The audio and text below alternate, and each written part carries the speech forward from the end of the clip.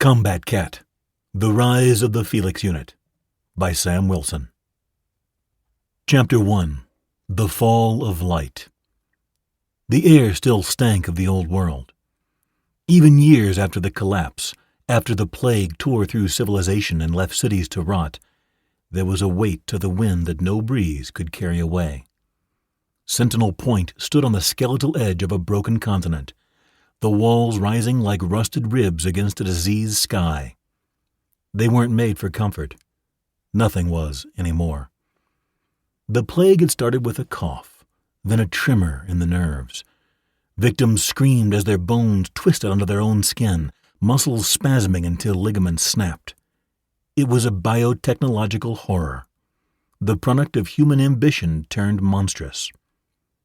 Nexcorp, the behemoth biotech company contracted by governments to control overpopulation and exert new social order, had created it. But the virus mutated faster than they could contain it. What was meant to be precise became feral. Half the population died screaming. A small percentage mutated into feral monsters, flesh-eating, blood-drunk, and mindless. They were called facers, for their disturbing tendency to attack the face first, as if trying to erase identity itself. Cities fell. Militaries burned entire regions to slow the spread. Society fractured.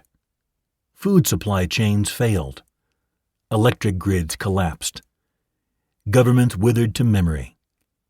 And in that vacuum, Nexcorp became a god. They built new compounds, started new experiments.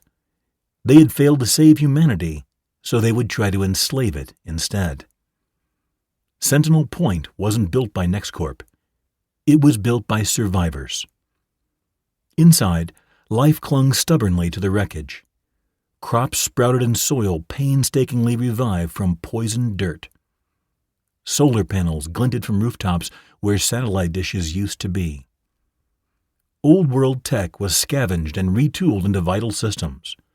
Water filtration, short-range comms, basic surveillance. But everything was patched together. Everything felt borrowed, temporary. And yet something new had emerged from the ashes. The F.E.L.I.X unit. In the wake of ruin, Nexcorp unveiled a miracle. New soldiers, engineered to resist the plague. Faster, stronger, obedient, feline. Ever fond of acronyms due to Nexcorp's paramilitary structure, they called them the F.E.L.I.X unit. Feline, enhanced, lethal, infiltration, experiment. Programmed for loyalty, designed for war, deployed for control. And yet, something went wrong. Or maybe right. Whoever writes the history books will ultimately decide that, as so often happens. Bioengineered feline soldiers, standing upright, talking, thinking, killing. Originally bred by Nexcorp to be perfect foot soldiers, their first 4 prototypes, K2, Sphinx, Bingle, and Mannix, had broken free. Something in them had worked too well. They'd become more than obedient weapons. They'd become leaders. Feline DNA had reacted differently to the plague sequence. Instead of breaking down, it refined itself. Fused with human-designed enhancements, it created something superior. The first 4 were intelligent, physically dominant, and loyal to something greater than orders: justice. But all subsequent attempts failed. Each new subject born after the first 4 degenerated rapidly, dying within weeks or losing cognitive function entirely. K2 had been the first, bred to be the ultimate tool in combat, with intelligence, senses, and abilities superior to humans at every turn. That is where his name K2 came from, Kombat Kat.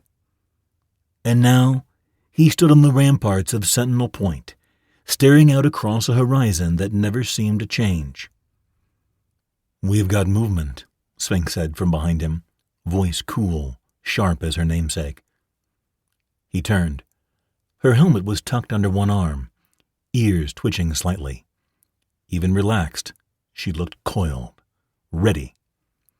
Where? Raventon Ruins. Scavenger convoy, from the looks of it. Maybe 2 clicks out. K2 narrowed his eyes. His enhanced vision zoomed in, focusing through the heat shimmer. Too organized for regular scavengers, and not enough muscle for Nexcorp. Could be black market, Bengal grunted as he arrived, the floor panels creaking under his heavier frame. Traders have been risking longer runs lately. Or bait, Mannix added, appearing at K2's flank without a sound. Silence settled. In the post-collapse world, bait meant death. K2's paw rested on the hilt of his Tech-Line hollow-handle survival knife.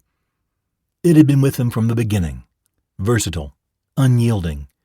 A compass in the pommel helped him navigate ruined landscapes when satellites failed. That knife had gutted mutants, cut power lines, and dug graves. Send a drone, K2 said. If they're clean, we'll let them through. If they're not... He didn't need to finish. They all knew.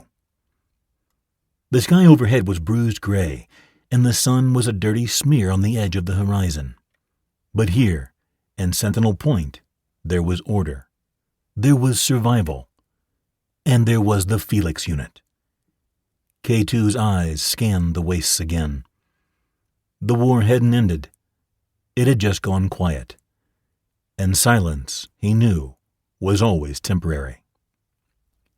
As he stared out at the approaching figures on the horizon, K2 blinked against the ash-flecked sky.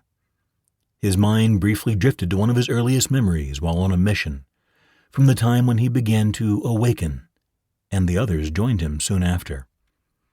Back to a bombed-out city, doing the bidding of Nexcorp, before he knew what his existence really meant, what it could mean.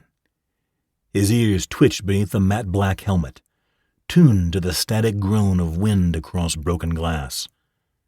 He crouched atop the rusted beam 6 stories above the cratered city block, his tail wrapped tight around his leg, waiting. Below, smoke curled from the remains of what used to be a resistance safe house. Charred bodies littered the rubble. Some human, some not. His orders were clear. Hunt, isolate, eliminate. But the programming no longer held. K2 had awoken. The others came online in waves. Bengal, the unit's muscle, orange-striped and stone-faced. Sphinx, the tactician, sleek, analytical, silent as breath. And Mannix, the scout, short-tailed, sharp-eyed, and quick as thought. Together, they had formed something Nexcorp hadn't intended. A choice, a conscience, a rebellion. Now, they moved through the wreckage of the old world, carving out space for those who remained, helping to gather survivors and make them fighters. Fighters not just against Nexcorp, but against the ghosts of what they had been built to be. Or, in the case of the humans, against certain extinction or subjugation to Nexcorp. Hard to decide which would be worse. And K2, once the tip of the corporate spear, had become its greatest threat. The wind shifted, bringing him back to the moment. K2 stood, rifle slung, eyes glowing faint green in the gloom. Now, instead of rebels, they hunted for hope.